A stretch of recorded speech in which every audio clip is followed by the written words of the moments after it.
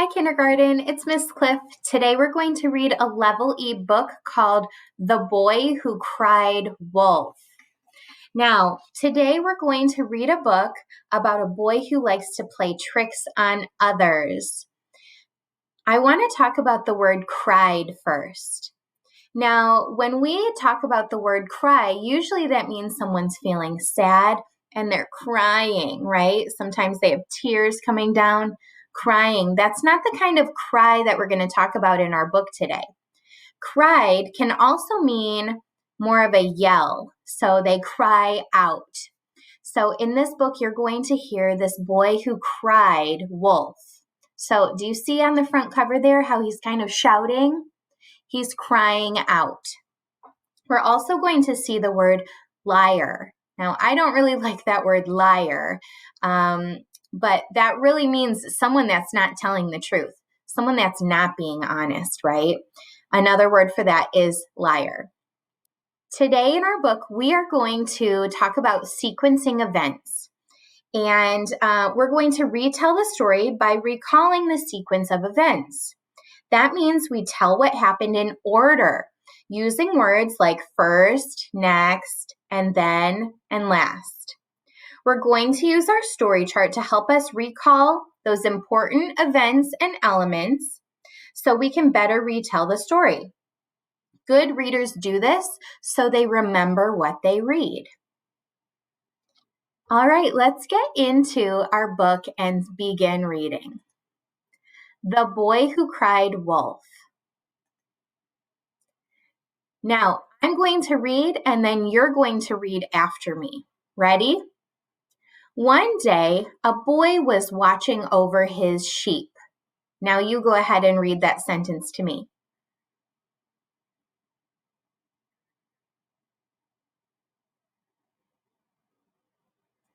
He was very bored. Now your turn.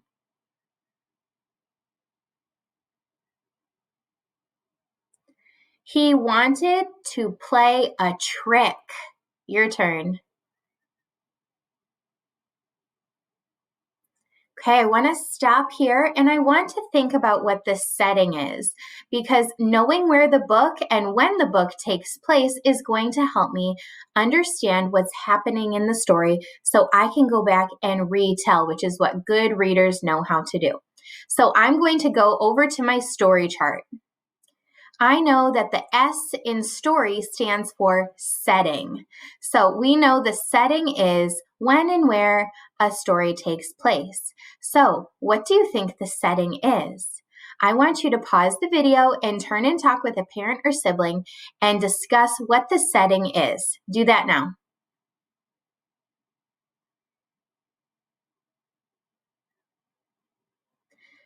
The setting is that the boy is outside and it's during the day. I can tell because the sun is out, it's not dark, everyone is awake, and I can see that they're outside because there's trees and grass. So on S for setting, I'm going to write my sentence for what the setting is. Make sure you're writing a complete sentence. So I'm writing the setting is outside during the day. Let's get back to our book. I'll read first, then you read after me. Help! Wolf! Cried the boy. Your turn.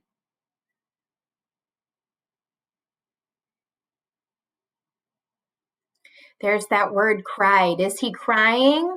No, he's shouting it out. He cried it. Help! Wolf! Now, is there a wolf? No. Why would he do that? Why would he cry out that there's a wolf when there isn't? I want you to pause the video and turn and talk with a parent or sibling about why he would do that. Do that now.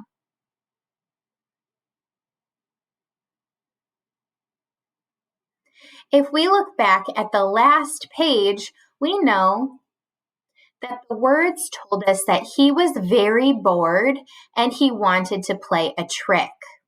So do you think he might be playing a trick? Let's find out.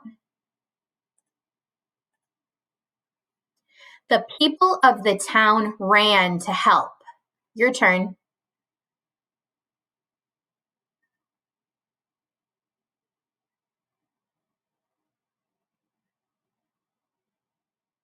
There was no wolf. Your turn.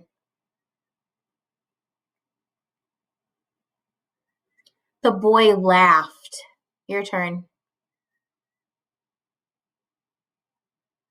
Why would he laugh? He played a trick, didn't he? So who are the characters so far?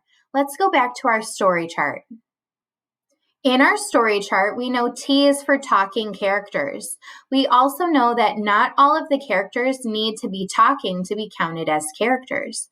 So who do you think the characters are? I want you to pause the video, turn and talk with a parent or sibling about who the characters are in the story. Do that now.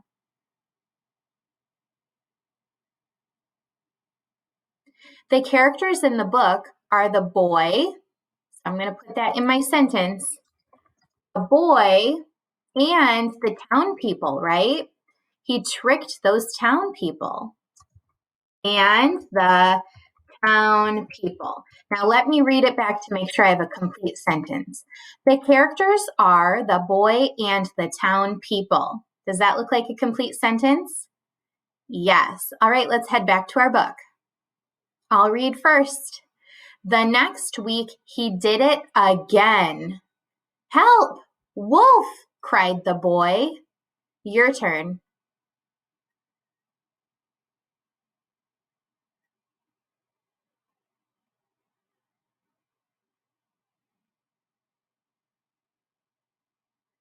Good job reading. Again, the people of the town ran to help. Your turn.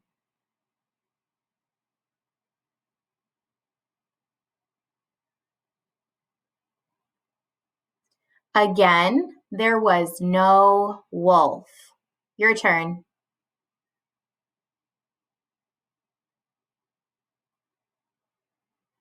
Again, the boy laughed. Your turn.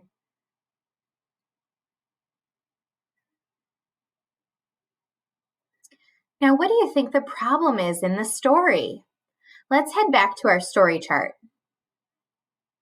On our story chart, we know that O is for oops, there's a problem. So let's think about what the problem is in the story. Pause the video and turn and talk with a parent or sibling about what you think the problem is. Do that now. The problem is that the boy is playing tricks on the town people. Now I'm going to write a complete sentence about what the problem is. The problem is the boy played tricks on the town people. I don't want to forget my period at the end. Now I'm going to reread to make sure it's a complete sentence. The problem is the boy played tricks on the town people. All right, let's go back to our story. Then a wolf really did come for the sheep. Your turn.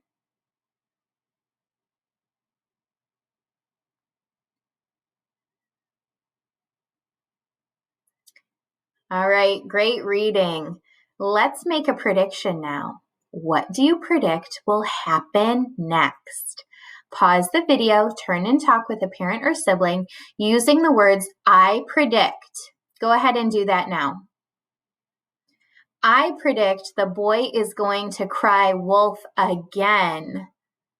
So let's see if my prediction is correct, and let's see if your prediction is correct. Help! Wolf! Cried the boy. Your turn.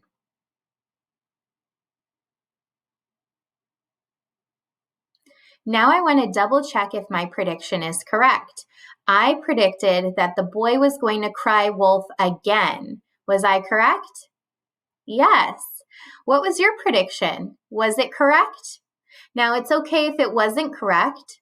All that matters is that we're using clues in the story to help us make predictions. That's what good readers do. Let's keep reading to find out what happens next. No one came to help. Your turn.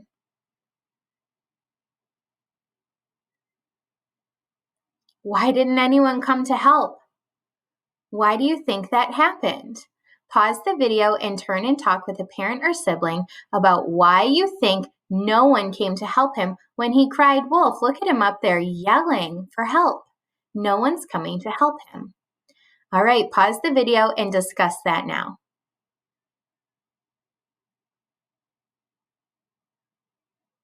No one came to help him because he had already cried wolf 2 times and there wasn't a wolf. Do you think the townspeople wanted to be tricked again? I don't think so. Let's keep reading. The wolf chased all the boys' sheep away. Your turn.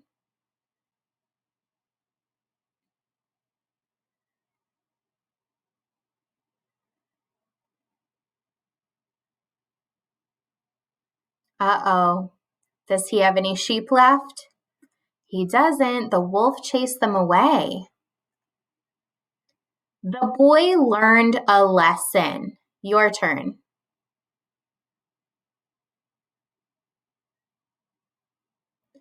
People don't believe liars, even when they tell the truth.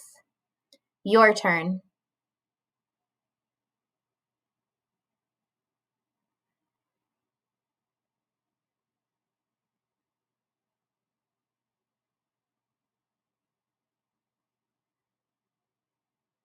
Nice job, reader. Remember that word liars that we talked about at the beginning of the book? We know that being a liar means that you are not telling the truth and you're not being honest. The boy was not being honest before, was he? So let's go back to our story chart so we can talk about what the solution is.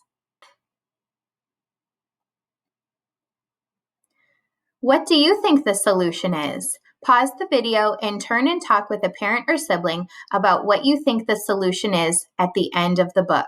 Do that now. The solution is that the boy learned a lesson about not being honest. He did not tell the truth 2 times and tricked people. And when he actually needed help, no one helped him because they knew that he was not telling the truth.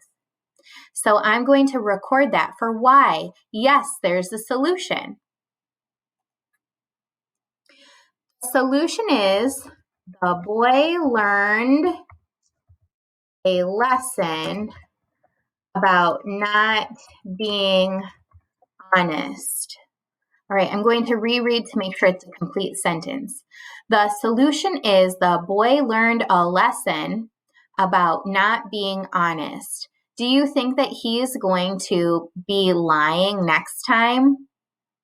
I don't think so. I think that he learned that he needs to tell the truth, and it's not funny to play tricks on people where you're not being honest, because now all of his sheep are gone. He learned the lesson the hard way, didn't he? At the beginning of our book, we talked about retelling the story by recalling the sequence of events. That means what happened in order. So we filled out our story chart so we know what's happening in the story. Now we're going to go through and sequence the events in order. So here I have a chart with 1 through 6 and some pictures. And while we retell the story, we're going to use words like first, next, then, and last. So I want you to pause the video and turn and talk with a parent or sibling about which pictures you think go first, next, then, and last. Go ahead and do that now and then come on back to me.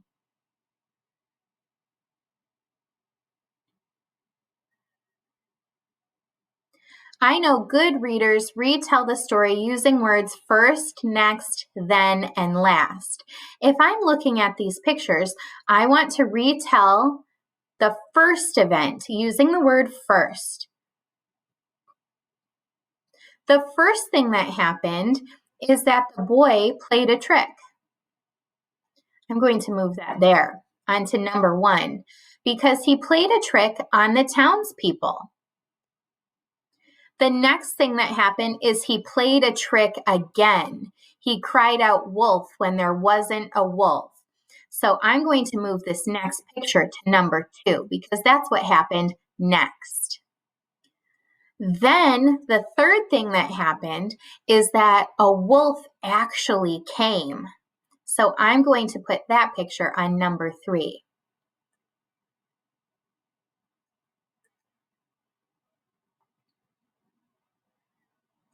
After that, the boy cried wolf again.